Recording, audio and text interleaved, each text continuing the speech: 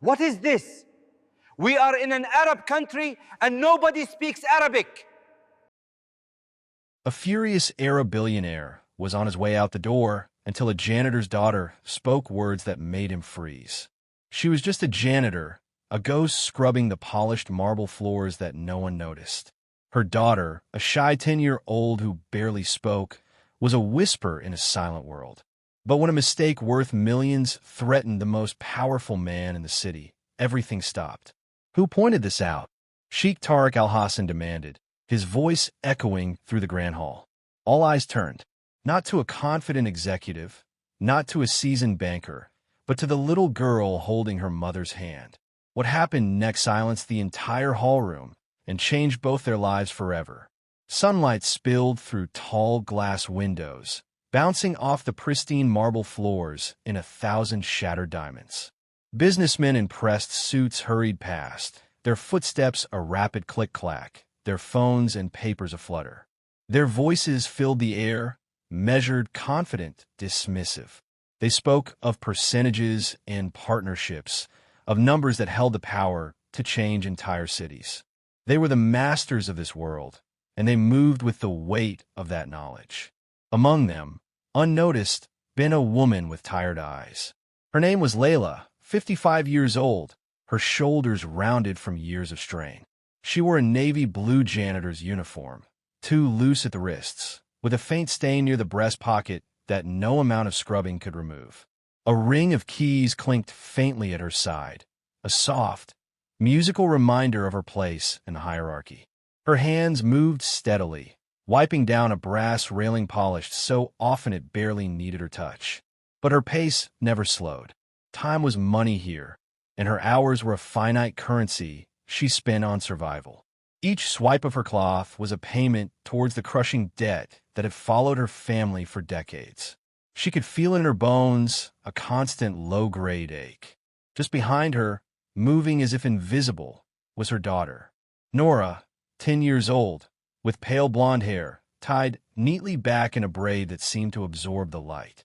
She followed silently, her small presence a stark contrast to the grandeur around her. She wasn't dressed like the others. No uniform, no polished shoes, just a plain cotton dress, its fabric faded from too many washes and worn sandals that were half size too small. She carried a small school bag, though there was no school today. There never was. When Layla worked overtime, the creditors did not wait for teacher schedules. The debt was a living thing that pressed down on every breath. Unpaid electricity bills folded on the kitchen counter, rent overdue by a month. Layla had long since stopped calculating how many extra hours she would need just to keep their small, two-room apartment. Nora knew. She saw the lines etched deeper in her mother's face when the envelopes came. She heard the small, defeated sighs at night that her mother tried to swallow. And so Nora stayed with her, the janitor's daughter. Not because she belonged in this world of polished marble and gold-trimmed elevators, but because her mother could not afford someone to watch her. People walked by them as if they were part of the walls. A man in a gray suit stepped around Nora without a word, his eyes fixed on a glowing phone screen.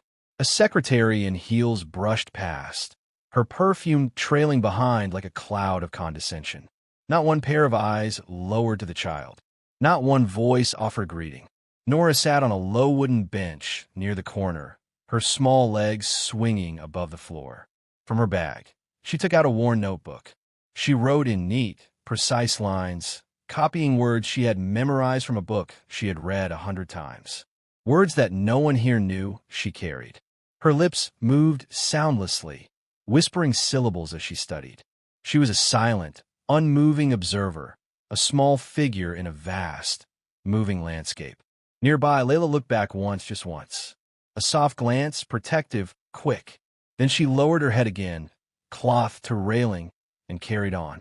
She felt the weight of her daughter's presence, an anchor in the vast sea of her labor. Outside the great glass doors, a sleek black limousine slowed to a halt. Its arrival went unnoticed by the workers, but it was only a matter of time before its presence shifted the air inside. And with that, the quiet, predictable rhythm of their morning was about to change. The lobby of the Albadr Tower moved like a deep river. Voices rose and fell, a continuous murmur of commerce. Papers rustled. Footsteps clicked against the polished stone, each step urgent yet practiced. It was the rhythm of people who felt important, who knew their presence mattered. Nora sat quietly on her corner bench, watching the current flow around her. She swung her legs gently, not with restlessness, but with a measured, patient rhythm, as if she had learned long ago not to disturb the adult world, to make herself as small and unobtrusive as possible. She took in every detail, the subtle differences in the way the men held their briefcases, the way the women's heels clicked on the marble, the quick, darting glances of the assistants. She noticed the small cracks in the floorboards near the edges, the subtle discolorations on the marble that the polish couldn't quite erase.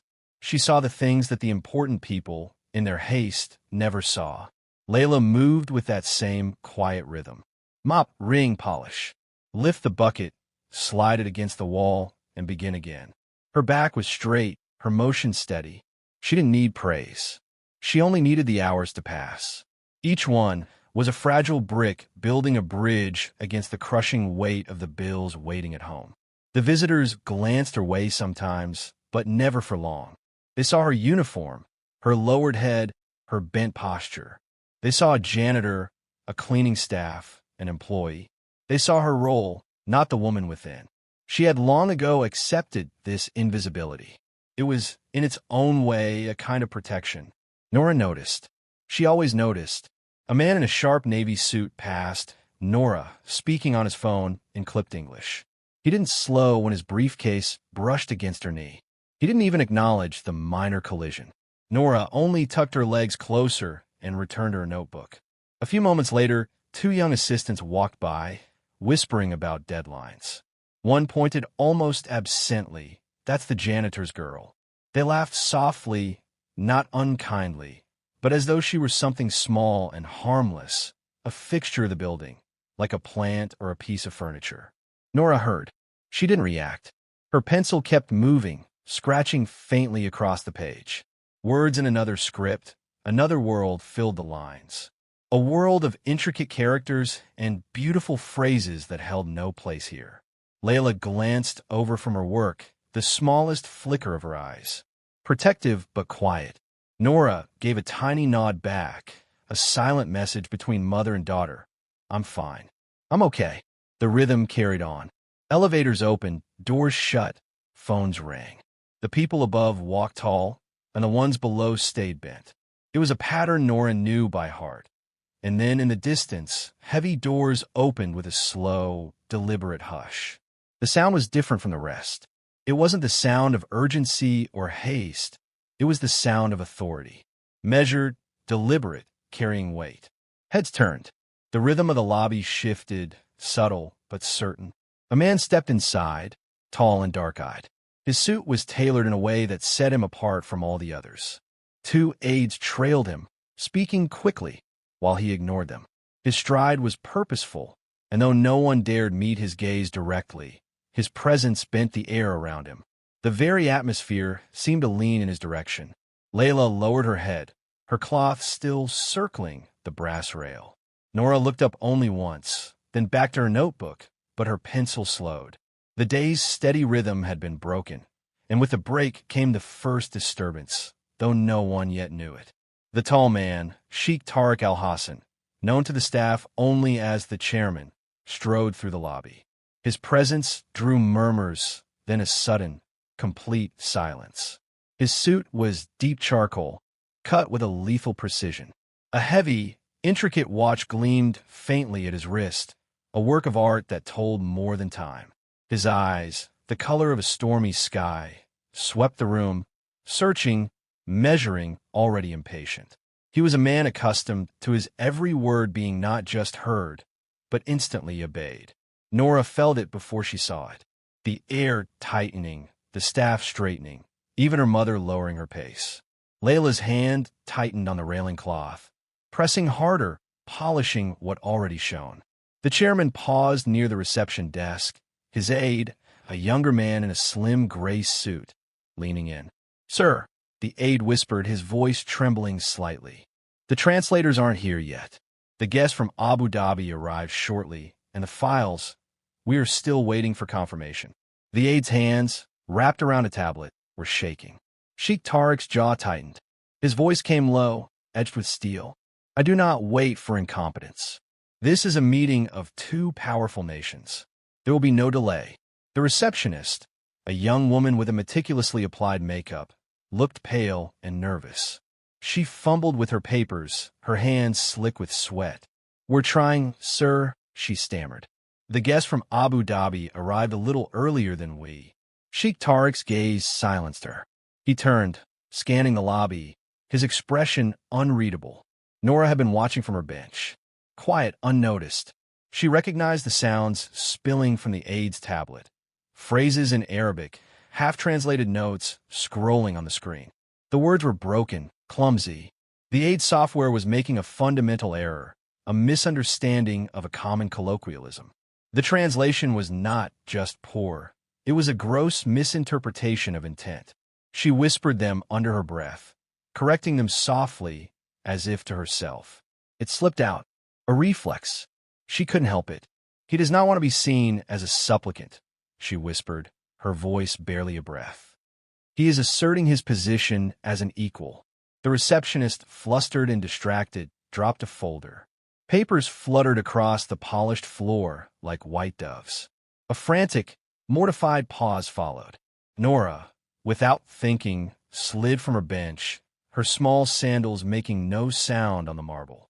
She gathered the papers quickly, organizing them by their titles, and held them out with both hands. Her voice came small but clear. Here they go, in this order. The receptionist blinked, confused. How do you... Nora's lips moved again, this time forming Arabic syllables. Smooth, unbroken, like water flowing. She spoke the phrase on the top sheet as it was meant to sound. Not like the broken attempts of the aid software. Not like someone stumbling through a foreign tongue. It was flawless. For a moment, the lobby stilled. The billionaire's head turned. His dark eyes, which had swept over so many faces without seeing them, locked on the child holding the papers. Layla froze mid-step, her cloth still in her hand. She had seen this coming someday, somehow, but prayed it would not happen here. Not under so many eyes. Sheikh Tariq's gaze narrowed, his stride stopping. His aides shifted uncomfortably, one whispering, "It's just a child," a small, nervous laugh escaping his lips. But the man's focus did not waver. Nora lowered her eyes again, placing the papers carefully back on the counter. She returned to her bench without hurry, as though nothing had happened. But the silence that followed was no longer ordinary. And in that silence, one man had noticed more than he intended to. Sheikh Tariq al-Hassan did not move at first. He stood tall, motionless, while his aides fumbled to regain the rhythm of their work. The receptionist, her face a mask of nervous gratitude, thanked Nora quickly, her voice a hushed whisper, as though afraid to draw further attention. But attention was already drawn. Sheikh Tariq's eyes lingered on the child. Nora sat on her bench once again, notebook open, pencil steady. She did not fidget under his gaze. She did not shrink. Her lips moved soundlessly, tracing words that no one else cared to notice. His aide bent close, his voice a pleading whisper. "Sir, the cars are ready upstairs. We can proceed." Sheikh Tariq did not answer. His silence stretched long enough that the aide shifted on his feet. The seconds felt like hours. Then, without a word, the billionaire turned slightly as though to continue forward, but his head moved back once more. A small flicker of attention back toward the little girl. Layla saw it. Her pulse tightened. She straightened from her railing, cloth still in hand, and placed herself slightly closer to her daughter's corner. Not directly. She could not block a man like him, but close enough to be seen as a protector. Sheikh Tariq's gaze shifted briefly to her. He read the posture, the lowered eyes, the uniform. A janitor. Invisible again. But then his eyes returned to Nora. He noted the braid, the steady hand, the faint movement of lips repeating words not her own. A flicker, perhaps recognition, perhaps a long-buried memory, passed across his face. He turned away, resuming his walk toward the elevators. Yet his steps were slower now. The lobby exhaled. People moved again, the brief freeze forgotten. The hum of conversation and the rush of footsteps returned. But not for Sheikh Tariq, not for Layla, and not for Nora, though she gave no sign. She simply closed her notebook, placed it neatly in her lap, and sat still.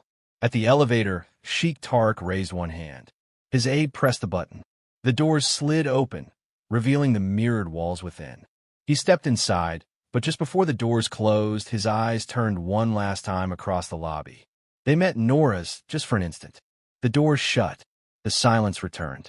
Layla exhaled slowly, clutching her cloth tighter. She knew what that glance meant. It was not dismissal. It was not curiosity. It was something else, something heavier. And she knew her daughter had just stepped out of invisibility, a place where she had been safe. The stillness would not last long.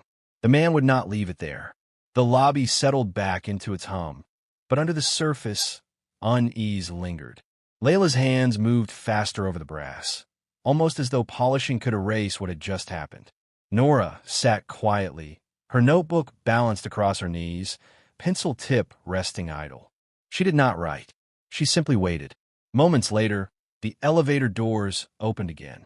Sheikh Tariq Al-Hassan stepped out, not with his aides this time, but alone. The murmurs rose, then hushed. His presence made space, clearing paths without him speaking a word. His stride was slower now, measured. He walked toward the janitor's corner. Heads turned. The receptionist froze mid-call. A security guard shifted uneasily near the wall. Layla straightened, the cloth still damp in her hand. She placed herself a little ahead of Nora, not blocking, but near enough. Her voice came soft, cautious. "Sir, can I?" Sheikh Tariq raised a hand slightly, not dismissive, not unkind, but final. His gaze lowered, not to Layla, but to Nora. He stopped a few steps away. His voice, when it came, was calm, even. "What did you say earlier?" Nora looked up, meeting his eyes without flinching.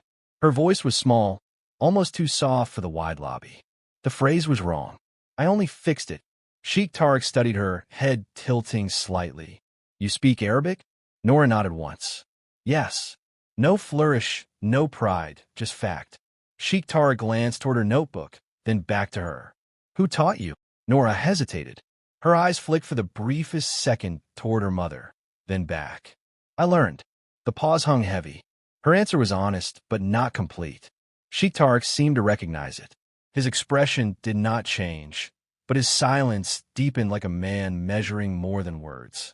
Layla stepped forward slightly, her voice quiet but steady. "She's only a child, sir." Sheikh Tariq looked at her. A flicker of something unreadable passed across his face. Acknowledgement, perhaps respect. Then he returned his gaze to Nora. "You corrected my aide," he said, "and you were right." Nora nodded again. She did not smile. She simply met the truth with calm acceptance. Sheikh Tariq lingered a moment longer. His eyes stayed on her, as though he was searching for something familiar, something he could not yet name. Finally, he turned slightly, motioning toward the elevators. "Come upstairs. Bring your mother." Gasps rippled quietly across the lobby. A janitor and her child summoned upstairs by a man who rarely summoned anyone. Layla's breath caught. Nora stood, slipping her notebook into her small bag, her composure unbroken. The marble floors behind them gleamed as they followed him, and the world ahead was nothing like the one they had known below. The elevator doors closed with a soft hiss. Inside, mirrors lined the walls, catching reflections of 3 lives drawn together by chance, or perhaps by something more. Sheikh Tariq Al-Hassan stood tall in his charcoal suit, one hand in his pocket, the other resting lightly on the rail. He did not look at them directly, but his gaze in the mirrored wall lingered. Layla stood close behind her daughter, her janitor's uniform damp at the sleeves, her shoes worn thin from years of standing. She clasped her cleaning cloth in one hand, as though afraid to leave it behind. It was the symbol of her place here and of her debt. Without it, she was exposed. Nora stood between them, small but steady. Her school bag hung from her shoulder, the notebook inside pressed against her ribs. Her braid rested neatly against her back, not a strand loose. She looked straight ahead, calm, as though riding elevators with billionaires was no more unusual than swinging her legs from the bench downstairs. The elevator chimed, doors sliding open onto the executive floor. The air was different here. The smell of polished wood and faint leather replaced the sharp scent of disinfectant. The lighting was softer, golden, meant not for work but for command. Employees in crisp attire glanced up as the trio entered. Some froze, confusion flickering across their faces. Others lowered their eyes quickly, pretending not to see. No one spoke. Sheikh Tarek walked ahead without a word. His stride was purposeful, leading them past glass offices and long tables where assistants typed furiously. Layla felt the weight of eyes pressing into her back. A janitor did not belong here.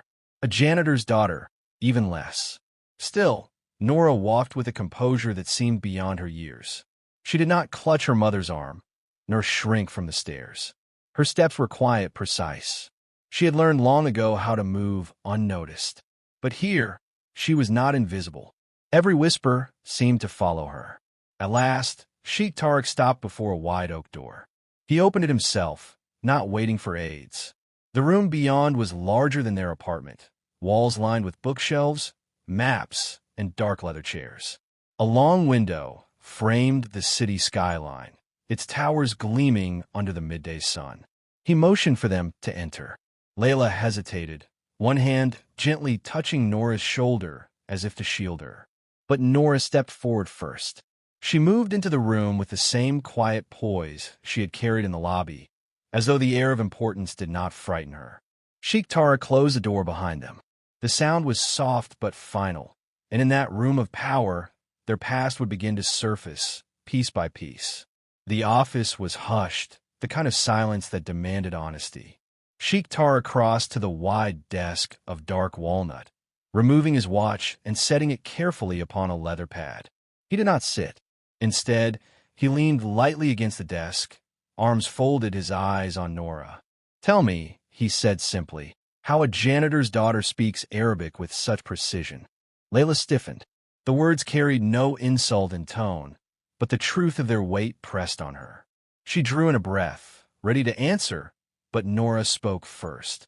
"I learned it from books. Old ones. My grandfather had them." Sheikh Tarek tilted his head. "Grandfather?" Nora nodded. Her braids slipped over her shoulder as she looked down, her fingers brushing the strap of her bag. "He was a teacher. He told me stories, some in Arabic, some in other languages. He said, words are keys. If you hold enough of them, you can open any door." Her voice was steady, neither proud nor shy, just truth laid bare. Sheikh Tarek's eyes narrowed slightly, studying her, not as a child, but as a bearer of something rare. "And where is he now?" A pause. Nora's lips pressed tight before she spoke. "He is gone." Layla stepped forward, her voice quiet, protective. "He died when Nora was very small. She remembers him more in words than in pictures." Sheikh Tarek's gaze shifted to her. "And you allowed her to keep learning?" Layla nodded, her eyes lowered. "It was all we had, his books, his lessons. I cannot give her money or tutors. Only the pages he left behind." Nora added softly, "And Mama always told me to finish what I start, even if no one sees it." The silence stretched again. Sheikh Tarek turned, his eyes moving briefly toward the tall shelves lined with polished leather volumes. Then back to the small girl before him, who spoke of words as keys. He asked no further questions. "Not yet." Layla smoothed the damp cloth in her hand. Though it had no purpose here, her gaze touched Nora's for a moment. Soft grounding. She had revealed enough. Too much, perhaps. Sheikh Tarek straightened from the desk. His voice came low. "Even you speak as though discipline is natural to you. That is not common for a child." Nora's reply was simple. "It is natural when you have little else." For the first time, a faint flicker passed Sheikh Tarek's face. Not a smile, but something near it. Memory, perhaps recognition. He looked away toward the skyline, burning gold through the glass. And so the first layer of her story lay open, enough to stir his interest, but not yet the whole truth. The stillness of the office broke when a knock rattled the oak door. One of Sheikh Tarek's aides entered, face pale, tablet clutched tight against his chest. "Sir, the guest from Abu Dhabi is here already. The translators are still delayed." His voice shook with the weight of failure. "They're calling from the airport, but traffic." Sheikh Tarek raised a hand. Silence fell. His gaze slid back to Nora. The room seemed to shrink as his eyes lingered on the girl, then on her mother. For a long moment, he said nothing. Then his words came quiet, deliberate. "Bring her." The aide blinked. "Sir." Sheikh Tarek's tone sharpened just slightly, the edge of command flashing through. "Bring them both." The aide hesitated, glancing at Layla's uniform, at Nora's small frame, but he did not argue. He bowed his head and stepped aside, waiting. Layla's heart pounded. She tightened her grip on her daughter's shoulder. "Sir, she's a child. This is not her place." But Nora looked up at her mother. Her voice was soft but certain. "You always told me, finish what I start." Layla froze. The echo of her own words struck harder than any order. Sheikh Tarek watched quietly, no impatience in his gaze now, only expectation. Nora rose from her chair, smoothing the hem of her simple cotton dress. She picked up her bag, the notebook pressed firmly against her chest. Her steps were light but steady as she walked toward the door. Layla followed, her hand brushing against Nora's back in a gesture half protective, half surrender. At the doorway, she bent low, whispering into her daughter's ear, "Be careful, my love. Speak only what is true." Nora gave a small nod. Together, they stepped into the long corridor where the air was heavier, charged with anticipation. Staff members looked up from their desks, staring as the cleaner and her daughter walked past the glass walls of power, following the billionaire. Some frowned, others whispered, and a few simply watched in silence. At the far end of the corridor, the doors to the boardroom waited. Behind them, men in suits, one powerful guest, and a conversation no child should be expected to join. Layla stopped at the threshold, her lips pressed tight. She placed both hands gently on Nora's shoulders, looking into her daughter's calm blue eyes. For a moment, neither spoke. Then Layla managed one small sentence. "I will wait just here." Nora nodded again, stepping forward as the door opened wide. And so, for the first time, the child stepped across the threshold of a room where only power was meant to speak. The hall room was vast and hushed, its long polished table gleaming under recessed lights. Around it sat a circle of men in tailored suits, their hands resting on leather folders, their faces sharpened by expectation. At the far end, Sheikh Kays Al Fahd, the guest from Abu Dhabi, waited. His robe was spotless white, his keffiyeh bound neatly with a black agal. His eyes, deep and stern, scanned the room with restrained patience. Sheikh Tarek entered first, his presence commanding. Behind him, Nora followed, small in her plain dress, her school bag hanging from one shoulder. Conversations faltered as eyes fell on her. A child here, at the table of billionaires? Nora did not shrink. She paused just inside the door, her gaze steady, hands folded neatly before her. Sheikh Tarek spoke, his tone crisp. "Gentlemen, Sheikh Kays has arrived. Our translators have not, but we have someone else." He turned slightly, his dark eyes resting on Nora.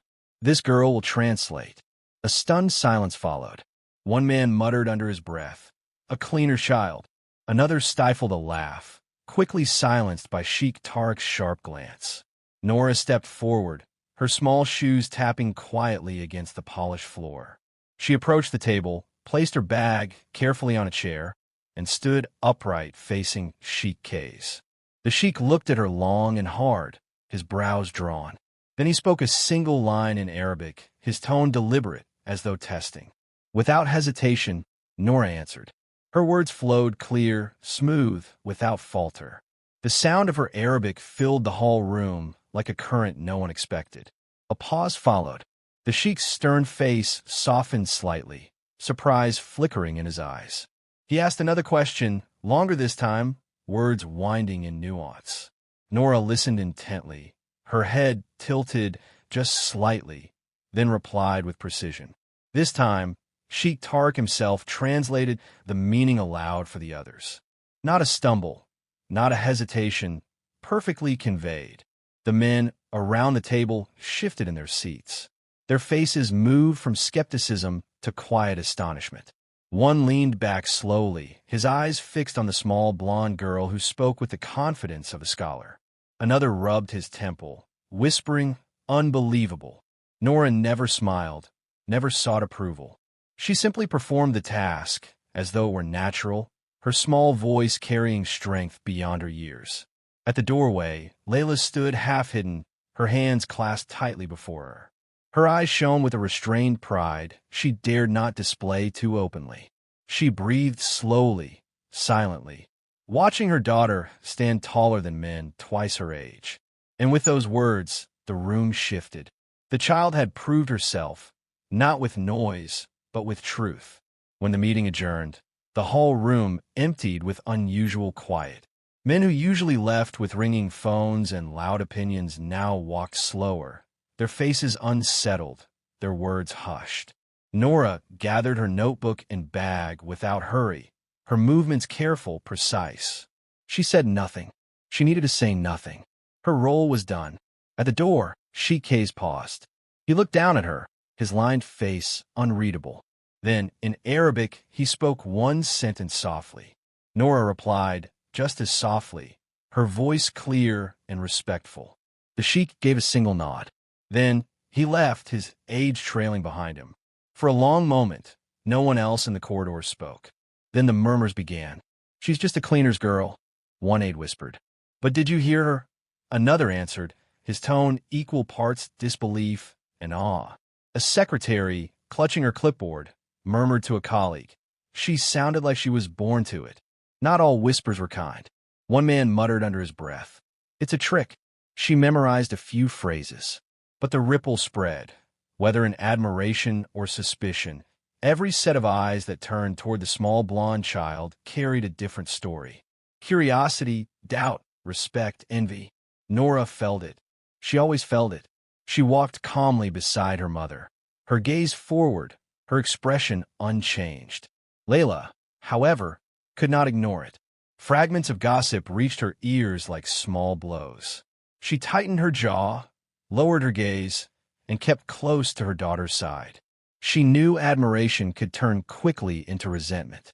Sheikh Tariq followed a few steps behind them, silent, his expression unreadable. He heard the whispers, too, but he did not stop them. He let them spread.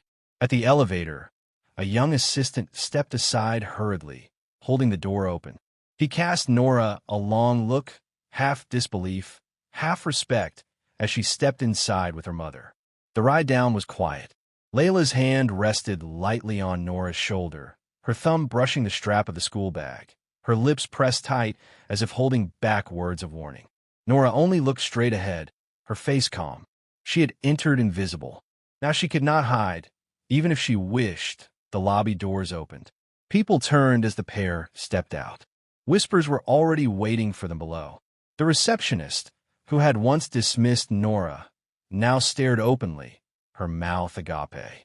A security guard straightened, his face filled with an unfamiliar respect. Layla felt each glance like a weight pressing down on her back. She wished she could shield her daughter from it, hide her away before envy twisted into something harsher. But Nora walked calmly, her small steps unhurried, as if she carried no burden at all. At the center of the lobby, Sheikh Tariq stopped. His aides clustered around, papers and tablets in their hands, whispering updates about schedules and calls. He raised a hand. Silence followed instantly. He turned, his voice carrying across the polished stone. "This child is not here by accident." His eyes swept across the onlookers. "She holds a skill most of you do not. She has earned respect." A ripple spread. Some heads lowered. Others stared harder, skeptical, but no one spoke. Sheikh Tariq continued, his voice quiet now, speaking directly to Nora. "I will not insult you with token gestures. What you carry deserves more than applause. If you choose, I will see to it you receive proper study, proper training, and access to what your gift requires. Not charity. Recognition." Layla's breath caught. She stepped closer, her hand brushing her daughter's arm. Her voice was cautious, respectful, but firm. "Sir, she is young, too young for promises that bind her life. Sheikh Tarek met her eyes. There was no irritation in his face, only certainty. I do not bind. I open doors. The choice is hers. The crowd waited. Nora stood still, her notebook clutched close to her chest. She looked from her mother to the tall man before her. For a long moment, she said nothing. Then her answer came quiet, steady. I do not want to be a gesture. If it is because of the words, then yes. I will study. Sheikh Tarek inclined his head, a movement both solemn and final. So it shall be. An aide scribbled furiously, already making arrangements. The receptionist glanced between them, wide-eyed. A guard muttered under his breath, incredible. Layla stood rooted, torn between pride and fear. She reached out, brushing her daughter's hair from her face, her hand trembling just slightly. Nora leaned gently against her side, calm, composed, as though the weight of the moment sat easily on her shoulders. And with that, the child's place shifted, no longer invisible, no longer whispered about. The whispers of gratitude had barely settled when a new sound rose. A sharper voice, clipped and commanding. The crowd in the outer chamber shifted, making way for a man whose presence carried weight. Mr. Faisal Al-Hassan, chief financial officer and Tarek's younger brother, strode forward. He was in his late 50s, tall with graying hair brushed immaculately back. His suit was darker than the rest, his shoes polished until they reflected the lights overhead.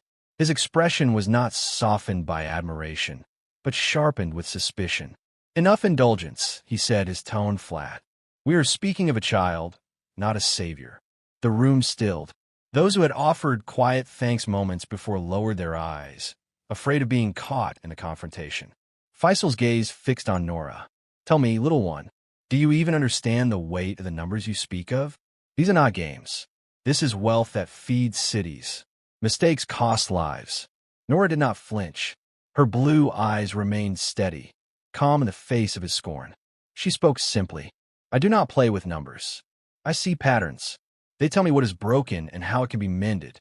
Faisal's lip curled slightly. Patterns. Childish riddles. My brother places too much trust in novelty. I demand proof here and now. Layla tensed beside her daughter. Instinct pressed her to shield Nora, to step between her and the man's cold authority, but she caught herself. This was the moment she had been waiting for, the moment to let her daughter's voice stand without her own. She pressed her lips together and remained still, though her hands twisted against the fabric of her uniform. The silence stretched. Eyes darted between Nora and Faisal, unsure who would speak next. Finally, Nora answered, her voice low but unwavering. You may test me, sir, but remember, when truth comes from a place you do not expect, it remains truth. Even from a child. A faint murmur ran through the crowd. Faisal stiffened, not used to being challenged, least of all by someone so small. His jaw clenched, but he gestured curtly toward the inner offices. Very well. You will have your chance. Come. What had begun as recognition now teetered toward trial. Layla's eyes followed her daughter's slight figure as she stepped forward, her heart heavy with fear, but also burning with pride. The test was no longer offered as honor. It was demanded as defense. The room braced for what was to come. The long corridor into the board chamber was silent, but tense. Nora's small shoes tapped against the marble floor, the sound swallowed quickly by the high ceiling. Layla followed, one step behind, clutching her work apron tightly in her hands. She wished she could carry her daughter instead, protect her from the storm ahead, but Nora walked on with a steady pace, as though she belonged there. The chamber doors opened. Inside, a large oval table dominated the room. Screens lined the walls displaying streams of numbers and contracts in Arabic and English.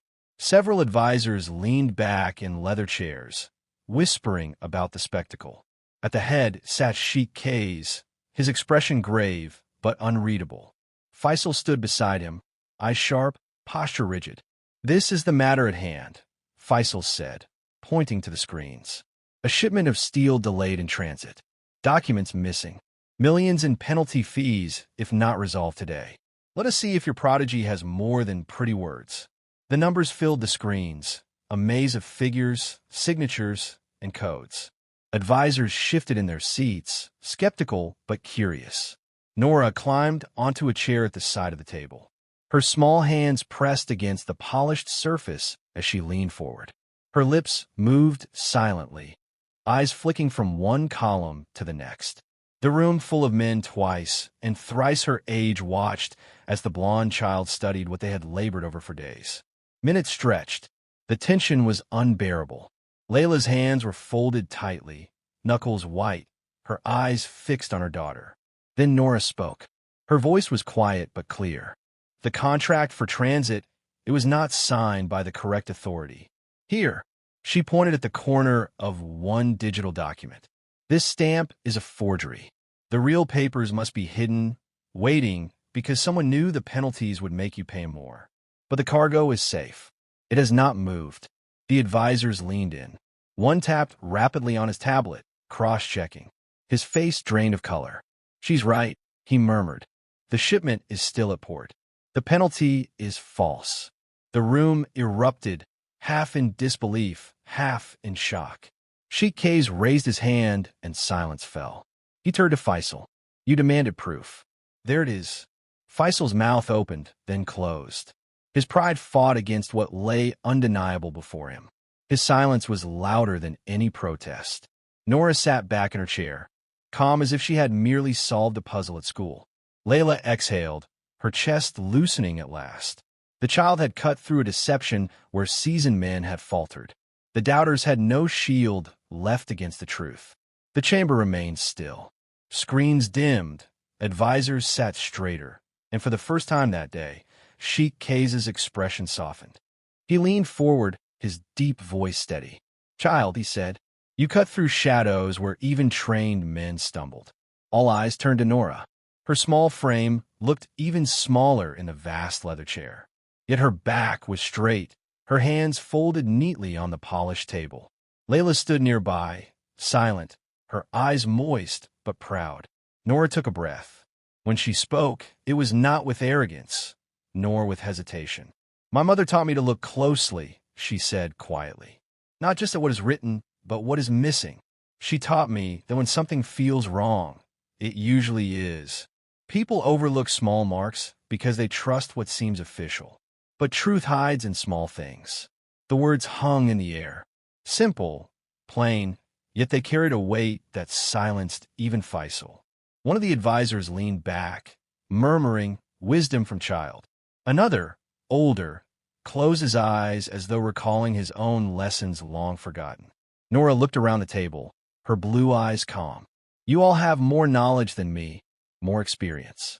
But sometimes experience makes us hurry, makes us trust the wrong stamp or overlook the wrong name. I just had more time to see." She paused. Her gaze shifted to her mother. Layla's head bowed slightly, both in gratitude and humility. Sheikh K studied the girl in silence, his face unreadable. Then with deliberate care, he nodded once. Truth spoken without pride is the hardest to ignore. Faisal shifted in his seat, his jaw tight, but he did not speak. Nora lowered her eyes again, folding her hands tighter. Her words had not been a performance. They had been her truth, offered with the quiet dignity of someone who understood the value of silence. Around the table, men and women accustomed to wealth, power, and speed of decision sat in rare reflection. A child had reminded them of something they had forgotten: patience and the humility to see clearly. Layla exhaled slowly. For the first time, she did not feel like a shadow in the room. She stood straighter, her daughter's words lifting her just as much as they had the crowd. The day ended not in noise, but in silence. A car brought them back to the narrow street they still called home. The air smelled faintly of rain, the cobblestones dark with dampness.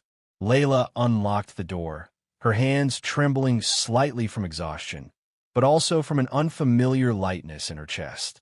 Nora followed close, carrying two things that did not belong to their old life: a thick envelope heavy with papers and a folded certificate stamped with the seal of Sheikh K's. The room they entered was modest, almost bare. The wooden chairs were worn smooth, the curtains patched with careful stitches. Yet tonight, it felt different, as though the walls themselves breathed with relief. Layla set her mop and cleaner's uniform on the small kitchen table. She stared at it for a long time, then placed one hand gently upon it. For years, it had been both her burden and her shield, a symbol of survival. Tonight, it felt like the closing of a chapter. She folded it carefully, smoothing the fabric with her palm, and tucked it into the bottom of a drawer. Her eyes glistened, but she did not cry. Nora stood quietly in the doorway, holding the scholarship letter. Her blonde hair caught the dim light of the single lamp. She clutched the papers, not with excitement, but with the solemnity of someone who knew their meaning. This was not just opportunity. It was freedom from fear, from debt, from invisibility. She walked to her mother, placing the envelope on the table. "It's ours," she whispered. Layla turned, meeting her daughter's eyes. No words came. She simply gathered the girl into her arms, holding her close, as though to anchor this fragile, miraculous moment. For a long time, neither spoke. The silence was not empty. It was full with memory, with loss, with unspoken gratitude. Outside, neighbors walked past their door, unaware of the transformation happening within. Tomorrow, the world might know. But tonight, it was theirs alone. Nora leaned her head against her mother's shoulder. "You never stopped," she said softly. "That's why I didn't either." Layla pressed her lips to her daughter's hair. "And you saw what I could not," she answered. The lamp flickered, shadows bending across the walls. The two of them stood in their small, fragile home, no longer just a cleaner and her child. They were something else now, respected, recognized, unbroken. Greatness had risen from a place no one had thought to look. And in that quiet room, under the thin roof that had sheltered both hardship and hope, dignity was finally restored.